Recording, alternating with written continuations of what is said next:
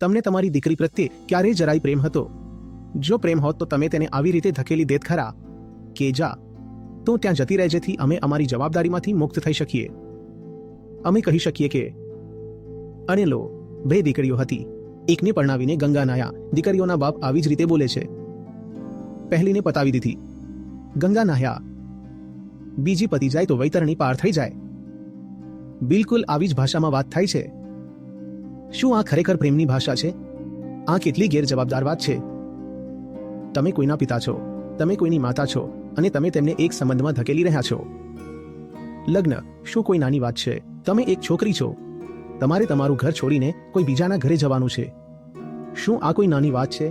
બીજાના ઘરની સુગંધ અલગ છે, ખાવા પીવાનું અલગ છે, લોકો અલગ છે, ચહેરા અલગ છે, વ્યવહાર અલગ છે, સંબંધો અલગ છે, બધું જ જુદું છે. અને તમને કહેવામાં આવ્યું કે તમે જાઓ, એના ઘરે જાઓ, અને ત્યાં જઈને પણ તમારે એક ખાસ પાત્ર ભજવવાનું છે.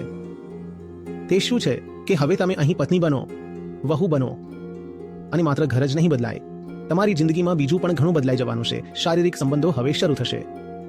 જો તમે 2 લોકોને એક પ્રેમ વગરના સંબંધમાં નાખી દેશો તો તે પણ તણાવ, ડિપ્રેશન અને હૃદયરોગના હુમલાનું કારણ બનશે કે નહીં? સ્ત્રી અને પુરુષ બંને આ બોજ ખેંચી રહ્યા છે. ખરો માણસ તો એ છે, અસલી સાચો ઇન્સાન એ છે જે ન તો પોતે એ સહન કરે છે કે કોઈ તેને દબાવીને કે બાંધીને રાખે, અને ન તો તે કોઈ પણ કિંમતે બીજાની જિંદગીને બંધનમાં નાખવા માંગે છે.